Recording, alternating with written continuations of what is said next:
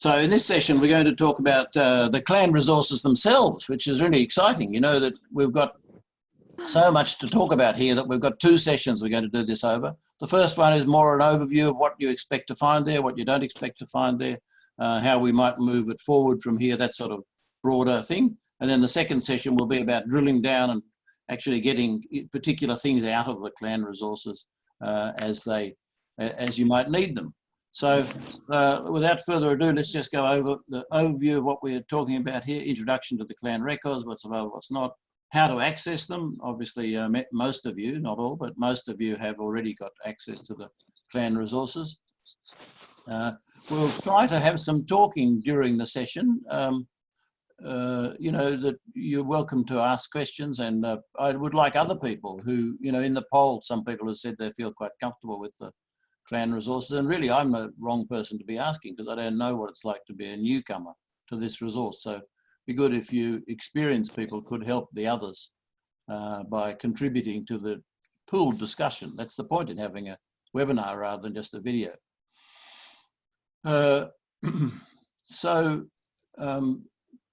Just before we start, obviously turn off the microphones. I noticed last week that there were some people who were fiddling with their camera while the thing was going on. You could see their hand up on the camera, and you know, then the sound comes through worse than a dog barking, or a spouse asking you where the lunch is or something, dinner, where the wine is maybe.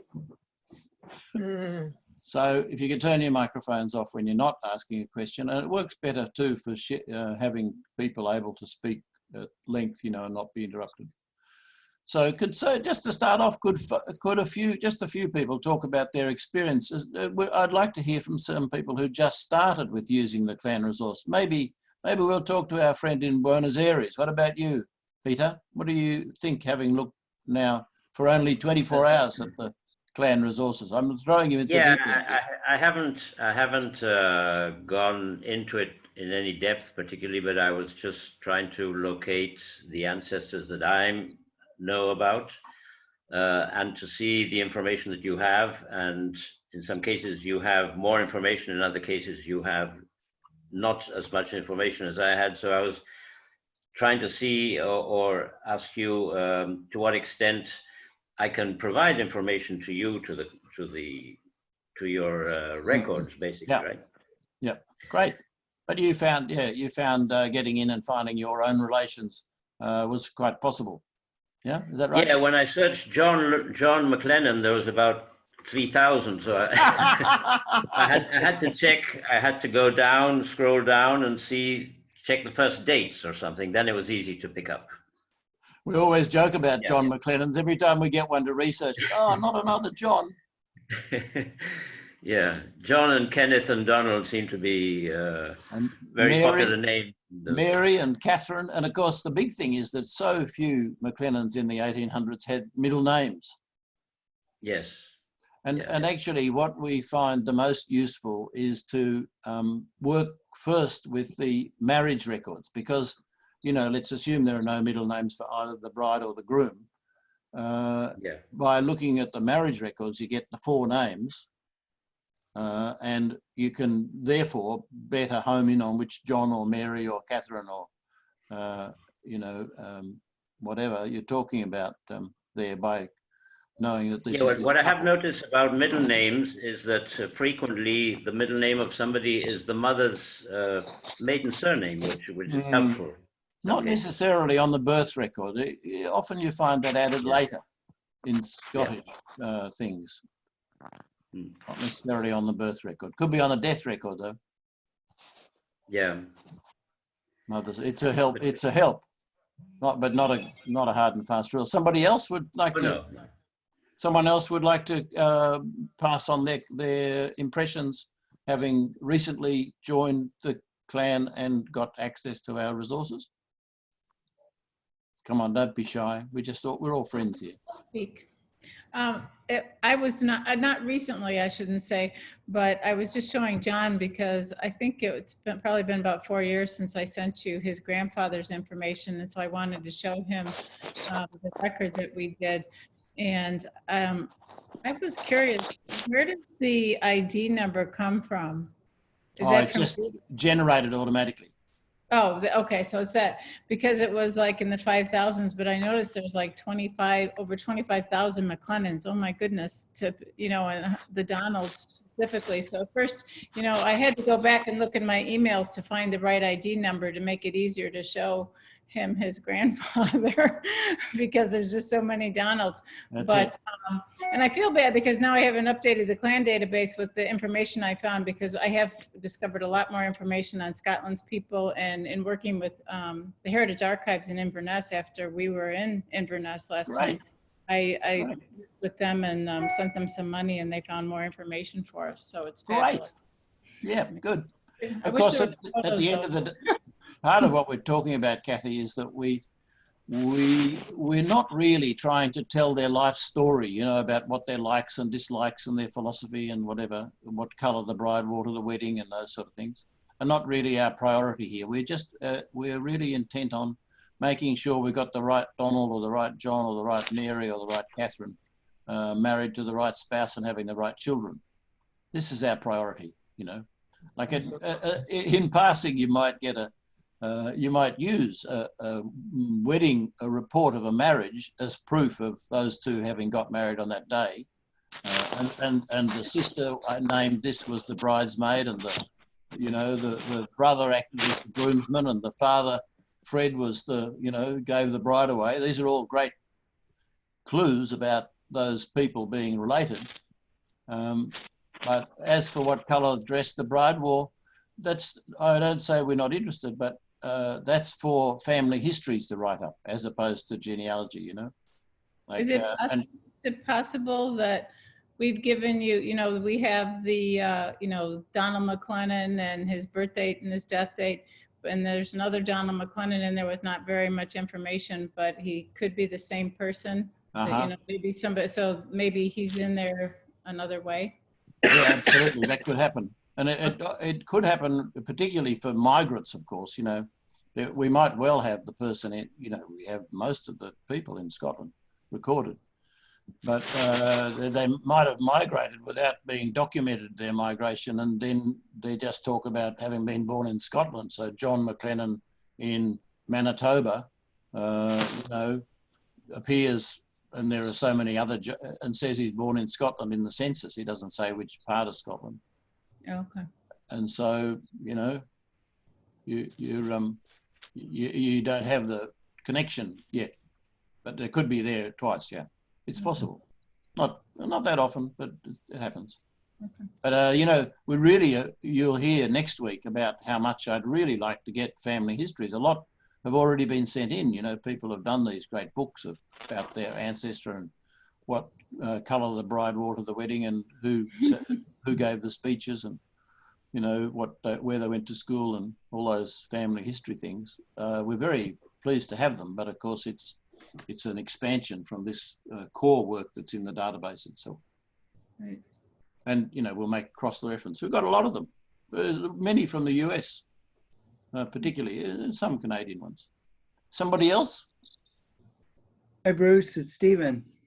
Stephen, hi. You're there in the background, in the shadows. As always. As every man should be. Yeah. So I've had quite a bit of experience working with it as a result of direct training from you. And I think one of the most powerful aspects of it is the advanced search, which I'm sure you'll go through in more detail, and the ability of making connections that you hadn't otherwise found before. And I think one of my favorite parts of the database is all the media, the pictures, the letters, those kinds of things that are associated with the records. It's a lot of fun just to poke around and look for the pictures or letters or documents and just see what the originals look like. The media, yeah, that's great. Yeah. Thanks, Stephen.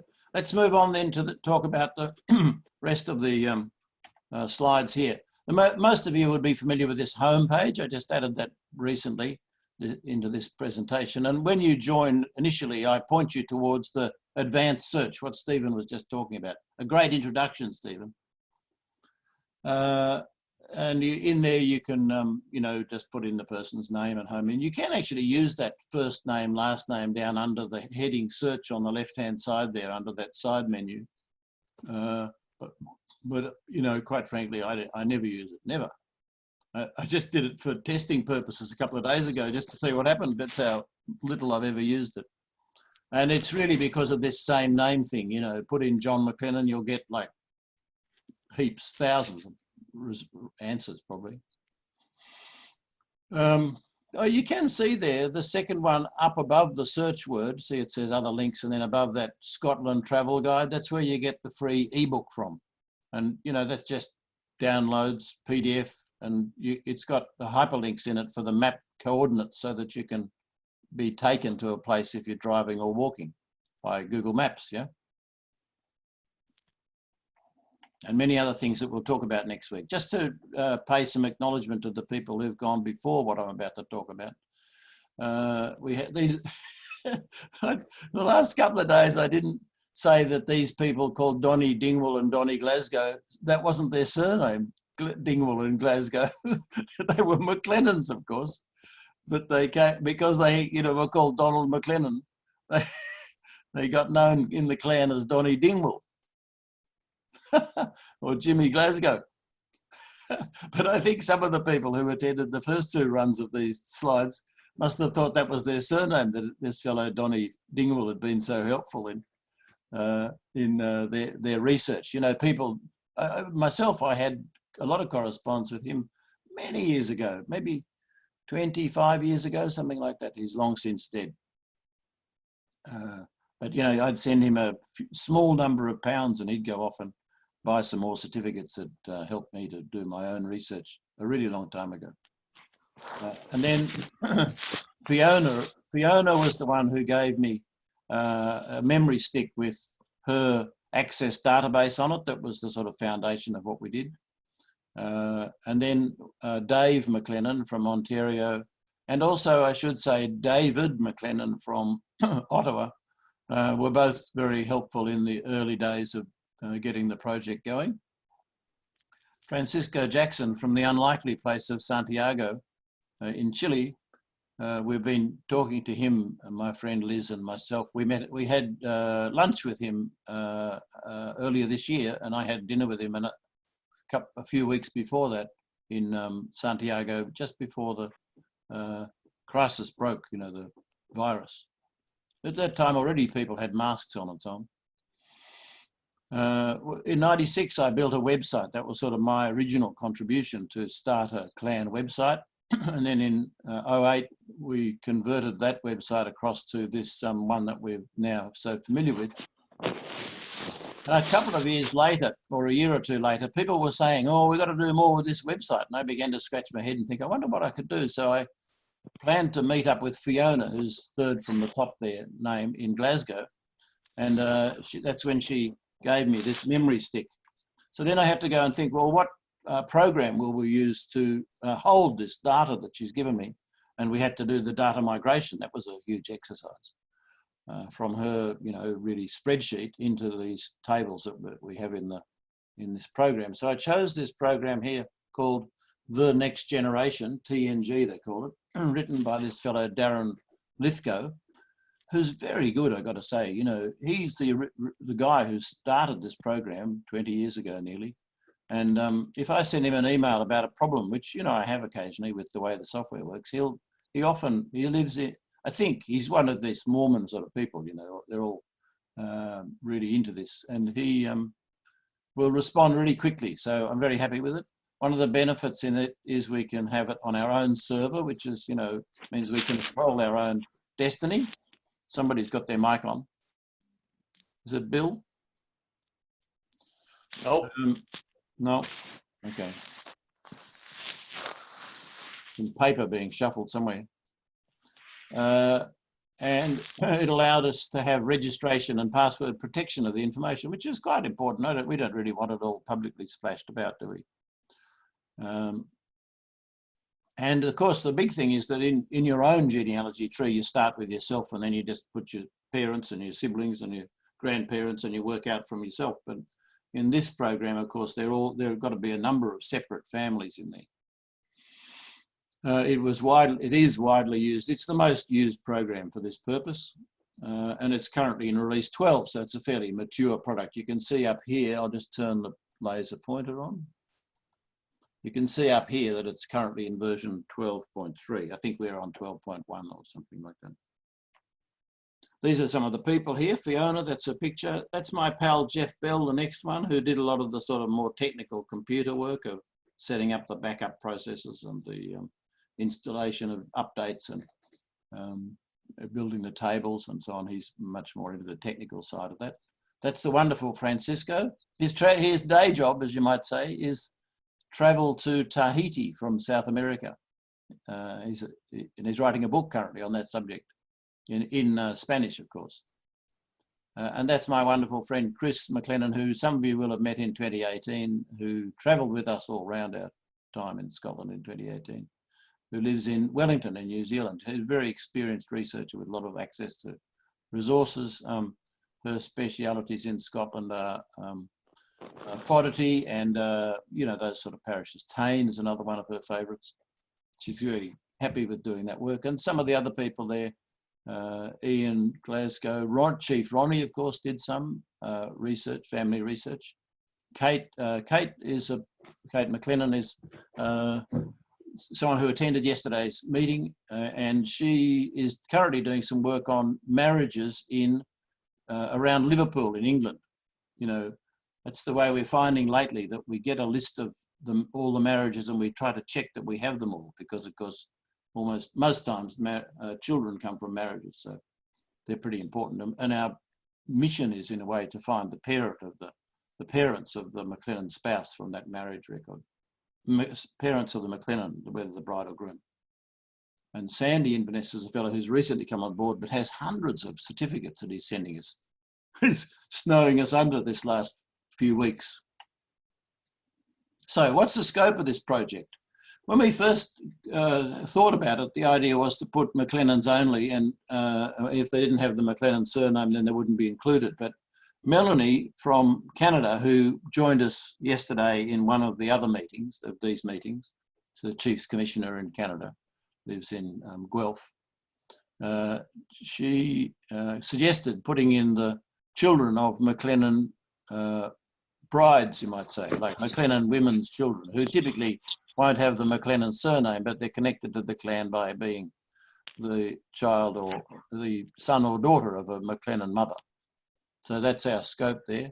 We originally set out to only have those born before 1900. This is like 10 years ago, when 1900 was not that far away from 100 years before. It just seemed a convenient time.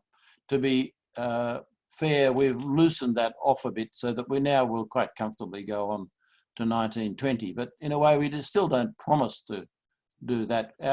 Our real focus should be on the 1800s as a priority, because, you know, there are still families, especially in parts of Canada and US, that we don't yet have in earlier times. You know from our previous session, our first session, that we use the registration district names as our, you know, as our headline name for the place where the person was born, died or married. And that seems to work pretty well. There are typically not very many people with the same names in the same parish being born or dying or whatever. And if they are, we still can prove them. And it doesn't mean we don't put them somewhere. In the notes that go with each person, we always put the hospital name or the street address or the, you know, place, farm name where the person was born or married or died. But I mentioned this before, that our real priority is to get evidence of the relationships. You know, does this help to prove that this person is this person's spouse or this person's child or this person's parent? We try to use official records and other contemporary evidence, like, you know, announcements of or obituaries or things like that from the time. We try to get a headshot photo of each person, and we try to find a headstone if we can get one to add to the evidence. Just to recap what the main point I made there, which is that we only include the MacLennan people who are born as MacLennans. That's not such a hard and fast rule. their spouses, and their children, including the children of women born MacLennan. Yeah, but it does not include the parents, siblings of the non-MacLennan spouse. Just a guide to what we do. Now, so what we've actually, our main focus has been on the Scottish records since the very beginning. We now have 45,000 individuals in the clan records, 12,500 families. That's a technical term, families. In genealogy terms, it means a marriage, really, a family. And we have 42,000 notes where we include all this evidence, like, you know, birth citations, censuses, marriage citations, death citations, transcriptions of things. And we have 13,000 media items, the sort of things Stephen was talking about a minute ago, certificates and other documents like that, headshot photos, portraits, you know, 1,600 of those, and headstone photos. We only have 2,000 something. I'm sure there are many more to be got. Bruce, can I just ask a question? It's Malcolm. When you say citation, are you actually including a copy of a citation of a birth record or a marriage certificate? Yeah, they're good. It's a good question, Malcolm. Thank you for that question. It's what we talked about last time. We mean by this, it's what we talked about last time, just copying the exact wording from the search results on an index, like the Scotland's People Index that we looked at last week, you know. So copying that and pasting it in exactly as it appears on the search results. So you don't start fiddling with the spelling and so on. And the aim is, of course, that if someone wants to buy the certificate, they can use that to see what spelling was actually used. Like, is there a middle name? Is there no middle name? Is it misspelt? You know, it can be sometimes spelt MacLennan on the index. And you know, how good to know that when you're going to buy the certificate for that person. So that's I'll show you an actual example of it again shortly. Now, what does this all mean? We've got 45,000 people in there. What sort of coverage do we have? Well, let's compare ourselves to Scotland's People and see what they have compared to what we have. And you'll get the picture here. Look at these are all parishes where you expect to find MacLennans, right? Gairloch is a very you can see how many there are. You know, it's the most, isn't it? Yep. People, MacLennans are born in Gairloch. And Scotland's People has 548. MacLennans born in Gairloch before 1900. We have 900. So we've got 164% of what they have. And this goes on down the way here, you know, in Shield, 215% compared to Scotland's People. Fodderty, 102, you see? Conton, 2/3 more than Scotland's People has, and so on. These are all in Ross and Cromarty here. So why is this so? You know, this sounds crazy. How can we have so many more than they have? Any suggestions? You're dumbfounded. It's because, you know what we talked about last week, 1855, what happened? I'm giving you a clue. Come on, work with me here, people.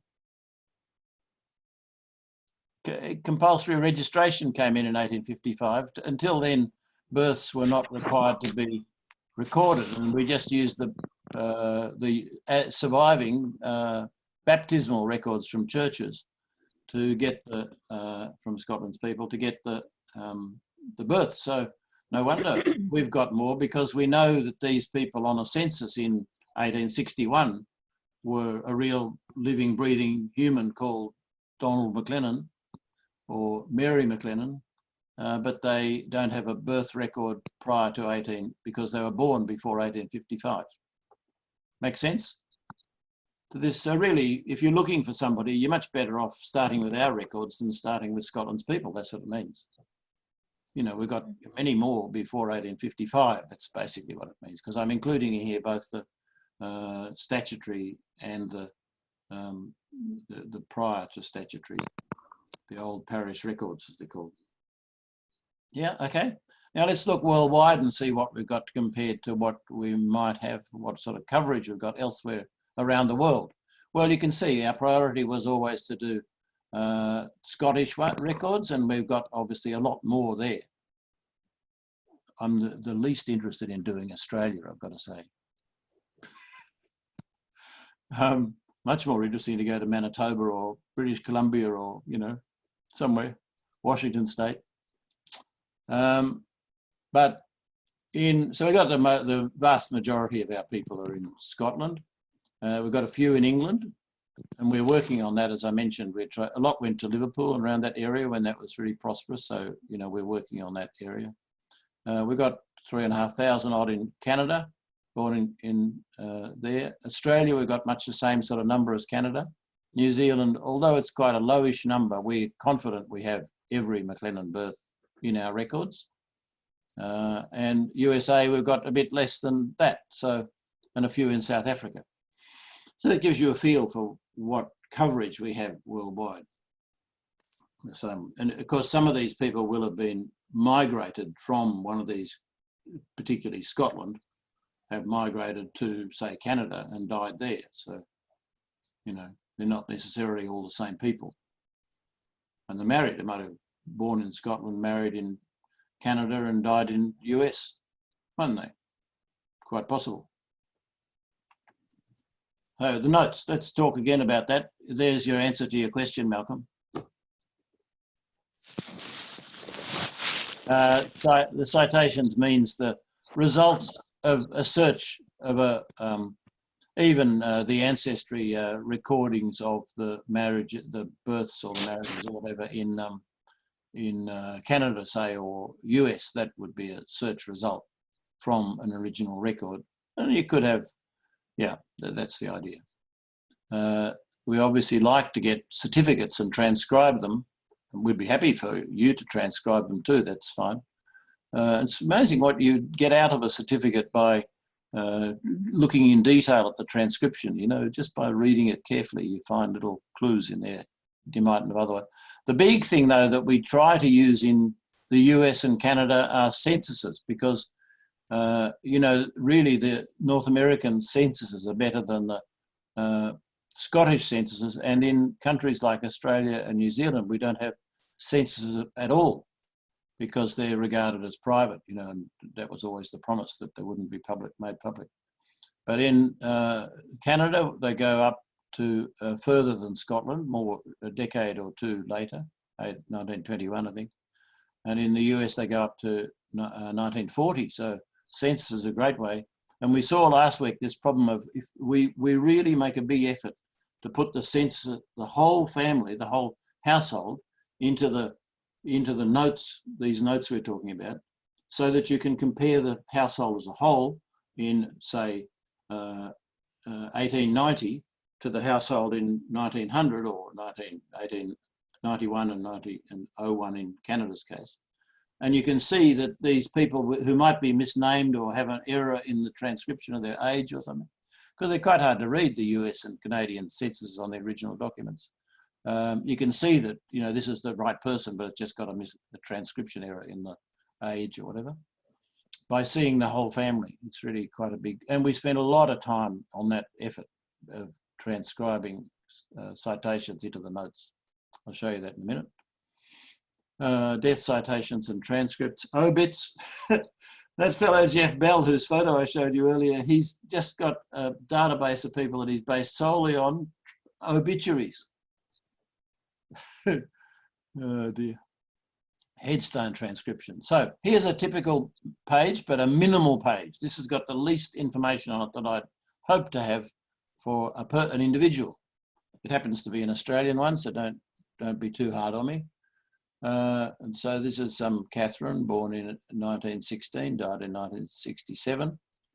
We've got this sort of photo here. It's surprising to me how many headshot photos like that I get where they're looking the wrong way. They're looking like, so you see there, what are we looking at there? Her right cheek. So you see their left cheek. I don't know if you, portrait photographers must have that as a sort of idea of how they take the photo, that you look that way rather than the other way. Anyway, that's looking into the page is much better if you can find one. We're not beggars. We just take what we can get in these photos. Some of them are very poor quality, you know, extracts from old newspapers or things like that. Black eyes is common, you know. We take what we can get. So if you can find a headshot photo, but about those sort of proportions, ideally, really, we'd like to have them in their 20s and 30s rather than in their 80s and 90s. You get my idea. I mean, I'm trying to relate to younger people by doing that. The dates are included, you know, here's the dates in the international genealogy format that we talked about in the first session. Day, day, month, month, month, why, and that's because that's that format that gets can be read by genealogy programs. And then the place name, we're going to talk more about in a minute, has the registration district, the state or province, and the country. We always put those three things in. And it's really important that we don't spell it different ways. Like in this case, often New South Wales is spelled NSW, right? People write NSW. But we always try to keep the same place consistent. You know, we occasionally slip up, but that's the principle, that we always use the same format for the place name. Then here you've got her ID number, and that ID number has this letter I in front of it. So she's I27156. So often when I'm writing to you, I'll write with a lowercase I, just so it's not that, you can see it's not that clear to newcomers that that's an I. It could be, they usually think of it as a 1. So I usually write it as a lowercase one. Underneath you have the parents of this person, and the parents have an F number. That's the family number in our database.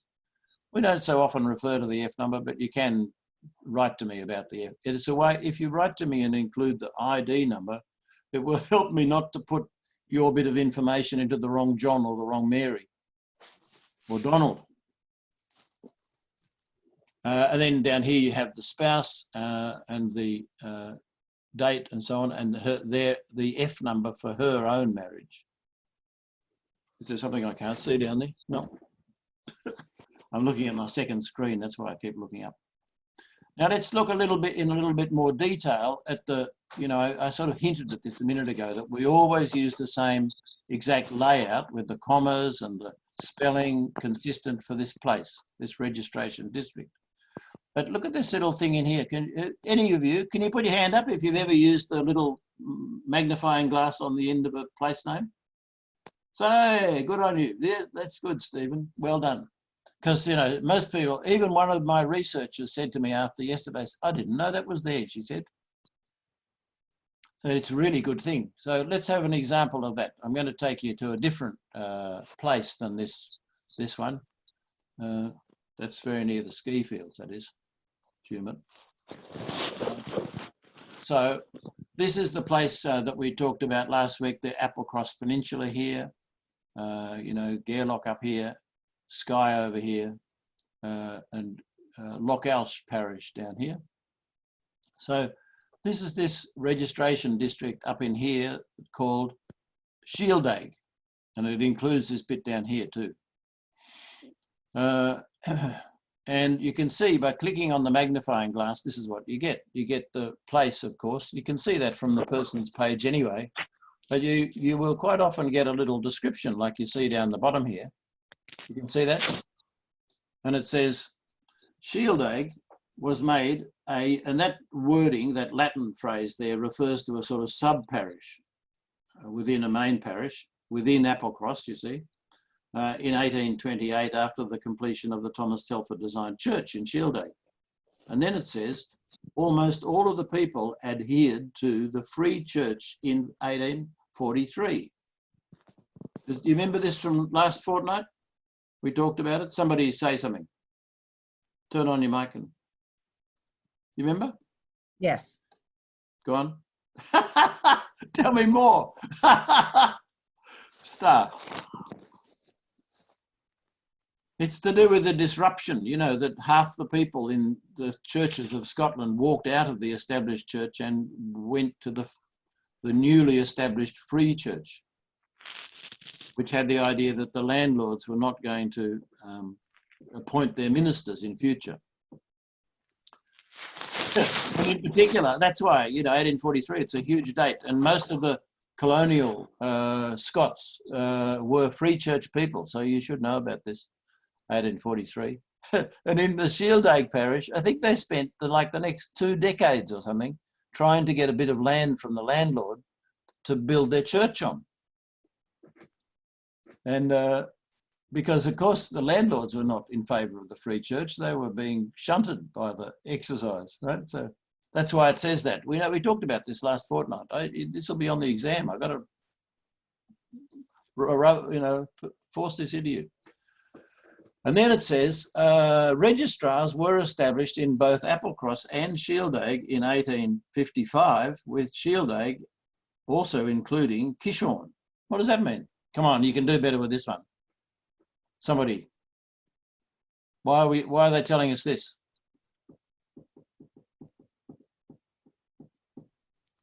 Come on. It's because 1855 was when compulsory registration came in. And so they're telling us from 18, and this is the people who are telling us here are Family Search. You see down the bottom there? Family Search, that's the Mormon database of names. It's quite a useful thing, Family Search. But that's why they're telling us about these places, because of the significance to genealogy. And so that, if you click on the little magnifying glass, you'll get to go to the place and see a bit more about the map. Now, coming on to a more detailed note, this is a note, we just saw that minimal one before. Now we're looking at one that's got more in it. And I'm showing you actually here the editorial view of it, because you get to see more in the vertical way. And this actually is the same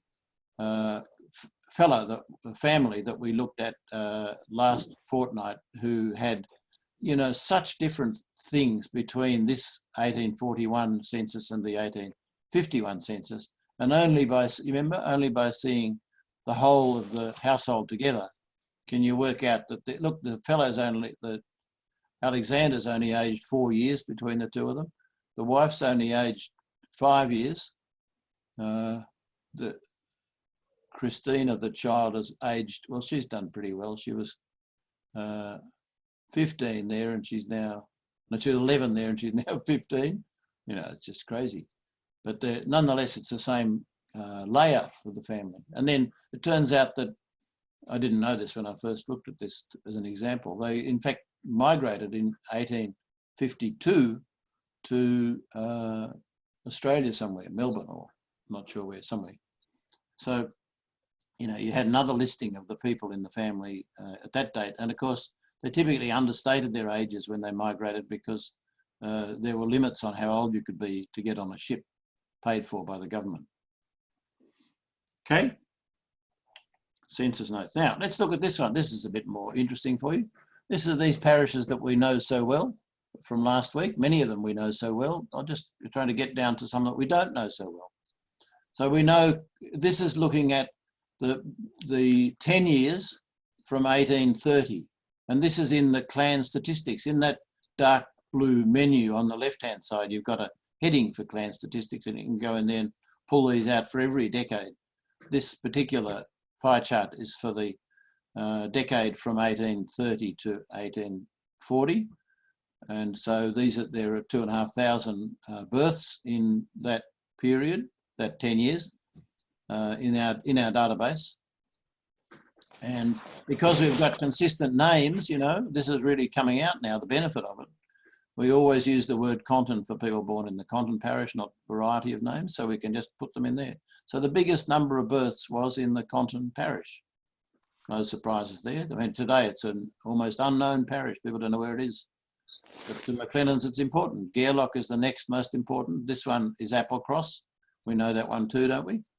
Loch Carron. You remember when we opened last time, people said many of their ancestors were from Loch Carron, and here we have them in this pie chart. And so it goes on. This is just one page of 7 in total. So there are another 6 pages which cover all these other rainbow colours over here. Let's look down the list though. There might be a couple here that we haven't talked about to date. What's this one here, I wonder? And what's this one here? You see, these are these over here. Any clues, anybody? So can give us a clue where they are? They're on the Isle of Lewis. One of them is. Lewis and Harris. Well done. And Harrison. Catherine. Well done, you. And Urry is in the Black Isle. Huh? Urry is in the Black Isle. Urry, yeah. But I'm looking at this one and this one in particular. Sorry. Oh, okay. These over here, you see. Mm-hmm. Bruce, if I remember correctly, there's a, and I'll mispronounce it, Ewig, is that right? Yeah. There's On one, Skye.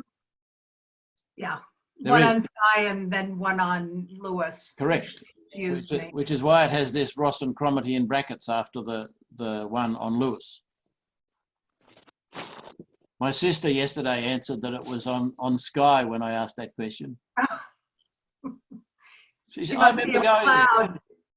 there. Is it? She picked up the same point. So, okay, where is this photo taken? It's a famous photo. In fact, only yesterday I saw on the Facebook page for this place, this photo almost exactly. This is my photo taken a long time ago. I assume it's the Isle of Lewis. And Yeah, close enough. big, maybe, help me. It's Harris. It's Harris looking from South Harris to North Harris. So we're looking now, this is a part we didn't cover last time. So I wanted to, now there are a lot of MacLennans there, as you saw on that pie chart.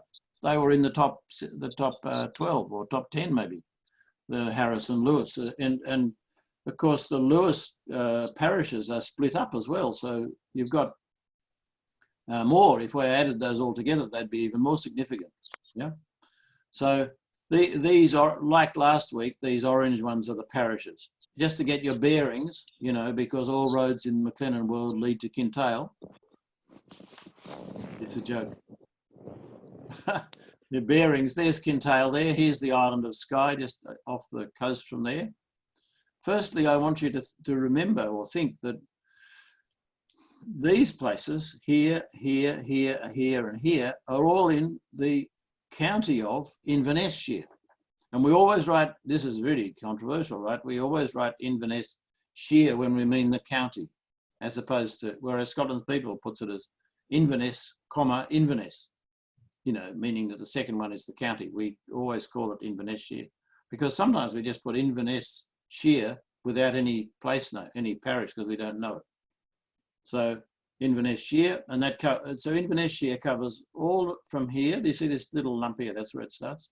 All around here, all over here, all up here, and over to just before Nan there, and down over to here, and down to here. Yeah, here to Glen, to here anyway. So that, yeah, so those are the that's the area of Inverness-shire, and these up here, these parishes are part of what we would colloquially call Ross-shire. Yeah, Ross and Cromarty, the official word. We don't use an ampersand ever. We always use the A and D. And Ross-shire, of course, you know where that covers all these Kintail and Glen Shiel down here and across to here, up here, the Black Isle around here, all up here, just underneath Sutherland, Dornoch there, and over to Ullapool here. And this is Sutherland up here and up and out there. So that's all Ross-shire right across there. Mackenzie country, really. Most of the parishes controlled by Mackenzies in times gone by. So in Lewis itself, you know, it's a Scottish trick, of course, that it's called the Isle of Lewis, when really Harris is part of the same island. Harris itself is divided. That's what's confusing to me. Where is the divide?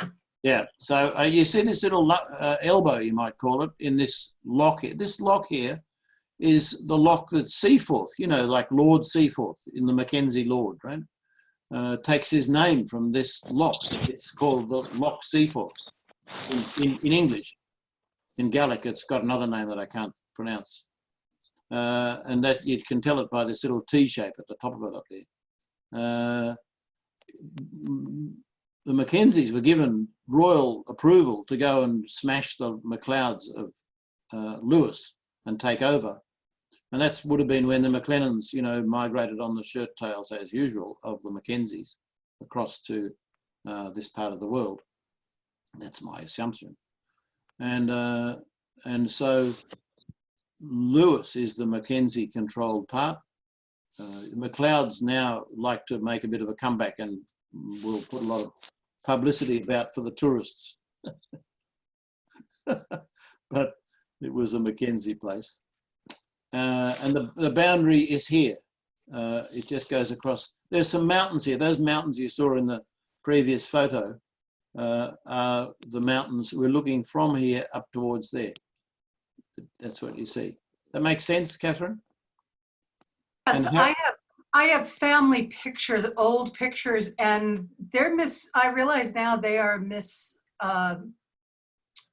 attributed, which is very helpful. Thank you. I'll make the Yeah, corrections. so you have this little isthmus here, and there's this place, Tarbet. Can you see that? Tarbet is a, you know, you just hear people speaking Gaelic in the street because that's the local language there, Gaelic today. So and it's a little tiny isthmus, joins up South Harris, or what you might just call Harris, and North Harris, which is up here, and the boundary goes across there. And you know, it took me a long time to get my head around these other 4 parishes that are in Ross and Cromarty. Uig we talked about, and that's got this, you know, famous Cavendish stones. If you're a tourist, you want to go there, it's like the Stonehenge of Scotland. There are other ones on up here too. And then you've got this Carloway, which is like a sort of almost subsection, a bit like Shieldaig is to Applecross. And then over here, you've got the parish of Lochs, the registration district of Lochs, which in itself has this area that people will sometimes say, I'm talking about censuses, you know, they'll sometimes say they come from Park rather than from Lochs. It's a sort of subsection of Lochs. So you'll probably go and look for them as born in Lochs rather than born in Park, because there's no registration district Park.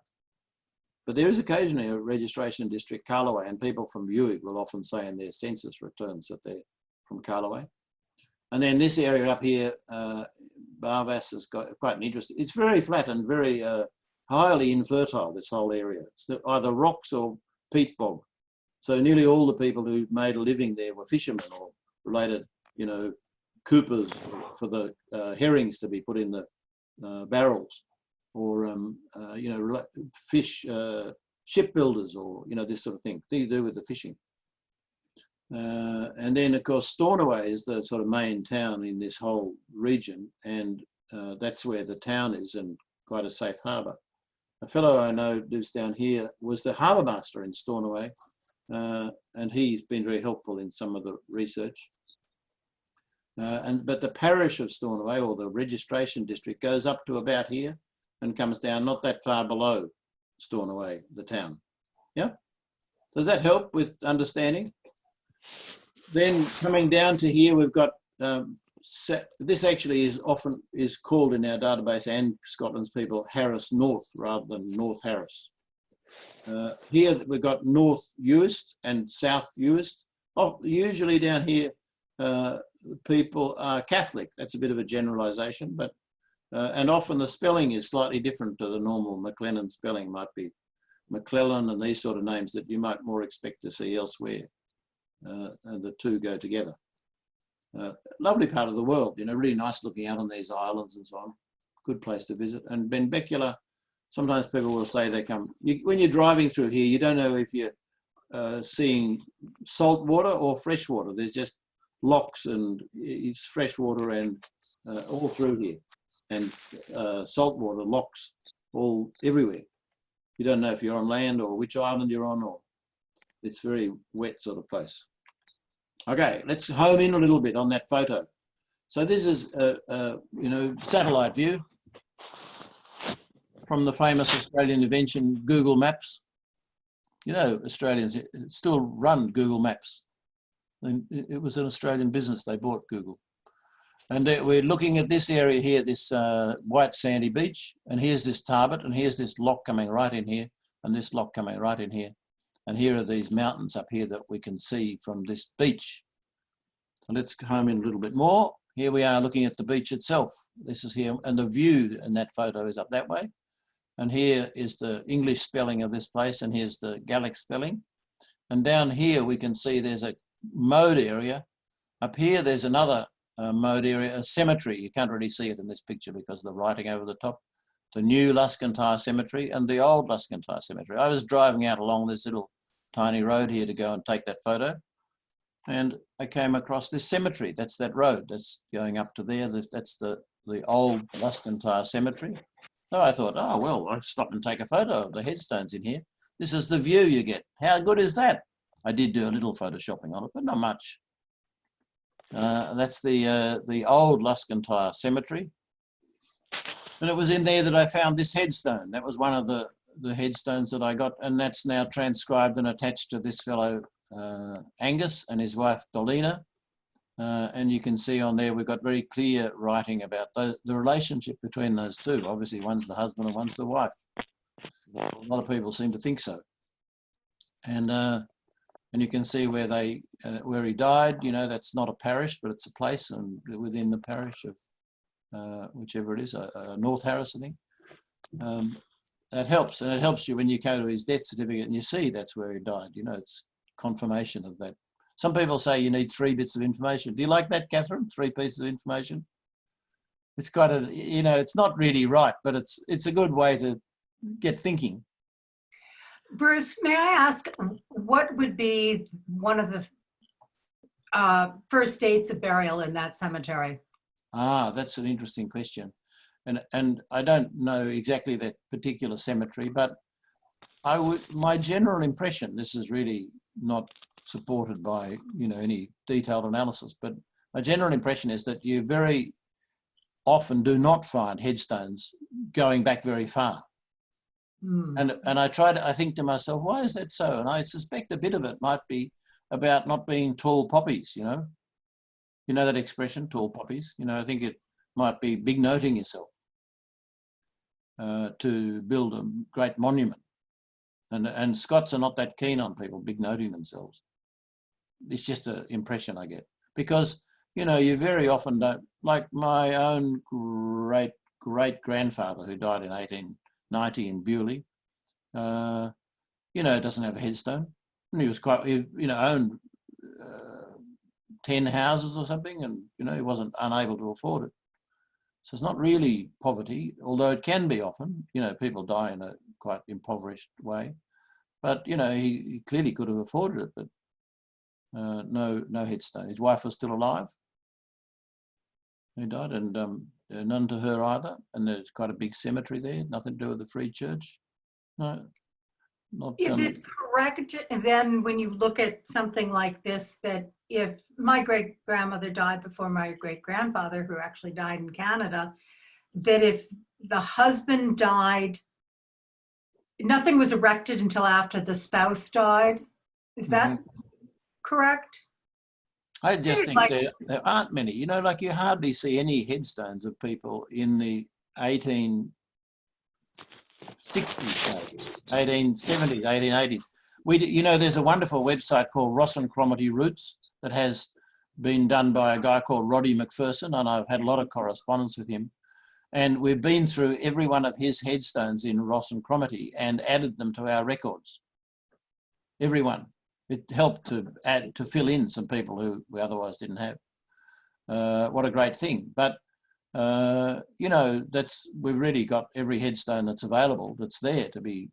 Okay. And you know, you saw we don't have huge numbers of them in Scotland. It's not that common to have headstones. Yeah, I think that's fair to say. Many more in Canada and the US, even early on. I see. It's good to know. Thank you.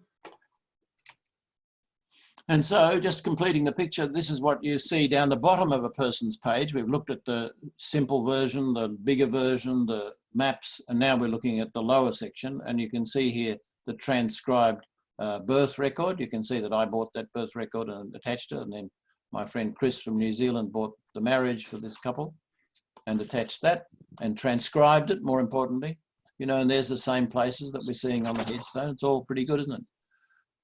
And then we have here the headstone photo, which, you know, just transcribes the wording from the headstone. And MI, do you all know, anybody want to know what MI means that doesn't know? Monumental inscription. It's just a term genealogists use. They just abbreviate it.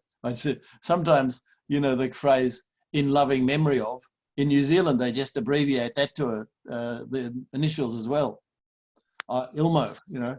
They just write that on the transcriptions. They don't bother to transcribe it because it's so common. Well, now we're getting towards the end of our session here today. That's been an hour. I'd like to talk about the upcoming meetings. We have 4 more sessions to go. Next time we're going to look in detail at how to drill down into the records for your own person and find the particular information that you want, not just people, but other sources, particularly, you know, the fantastic family histories, the books, the other books that we have there, the former chief's book, the history of the MacLennans, and other things like that. The next session, we're going to look at where and how your ancestors might have lived in Scotland, where they lived, the sort of houses they lived in, what their lives were like. And then we're going to talk in the last session on the 11th of August about the migrations that they made generally, where they went to and how they went, you know, often from Scotland to Montreal, and then on from Quebec to maybe the prairies, or maybe to west coast of the US or California even, you know, these sort of migration voyages, including to other parts of the world. And that'll be really, I think, quite fun to do. You'll receive a separate invitation to register for each meeting. And please feel free to invite any of your cousins or friends, but do it early rather than later. And you must register to attend. Now, from the middle of this month, or the next month for you, Google software will require that you have a password to log in, which will just be another pain for us. It's been quite nice, you being able just to log on without having to go and scratch around and find the password. We all know that problem. So we'll have to... Bruce, the password can be embedded into the link. Good. Yeah. All right, because we haven't used that to date, and it's been helpful. I think the polls, thank you for answering those, have been very, very useful to me. If you have any problem, of course, you all know my email address by now, just send me that. And now we have the advertisement. This is coming back to Malcolm's point, and that is, what do these, what does citations mean? Really, the big picture is that if ever you find a birth, death, or marriage search result that we don't have, it'll often say birth citation, brackets, colon, nothing. And if you come across that and you've got the search results to prove where that certificate can be found, or that person was born in that district or whatever, then just copy it like this here that's been selected and ready to be sent to me. Copy it, and I'd prefer that you pasted it into your email using the paste special text only version, but if you don't, it doesn't matter, because we work in text format, not formatted text in the notes. Obviously, we'd love you to buy the certificate and send that too, or if you have the certificate, send that. That's fine, and do include the ID number, because there are a lot of Helen MacLennans in our records. And of course, any of these other things, headstone photos, headshot portraits, one of each person, obituaries are great, and certificates, any certificates, as I mentioned. That's our advertisement for today. Send it in. And of course, really, I should say, if anybody's interested in going further, a project that a process that we've found very helpful for the records is to select a place and get all the marriages for that, say, province or state, and then work through them and see that we have them all up to, say, 1930 or 1940. It's so helpful, that exercise, to tick them off and put an F number against each family, and then see if we can find the person. If we don't have the marriage, find the MacLennan that's being married. And for example, like Manitoba, I've been thinking about lately, and I can easily go and get the list of all the marriages in Manitoba. I just need somebody to work through that list and check off that we have or don't have each of those marriages in Manitoba. Just as an example, this week I came, I'd love to have somebody just take that job. I'll send them a spreadsheet. You can go through and check the marriage off against our records, and if we have it, put the number in. If you don't have it, then we take it from there and see what we can do to find. And usually you can find those people in the Manitoba census after their marriage. And their kids, born soon after the marriage, often, sometimes very soon after the marriage. If anybody wants to help in that way, that would be great. That's a really useful thing to do. So thank you all for coming today.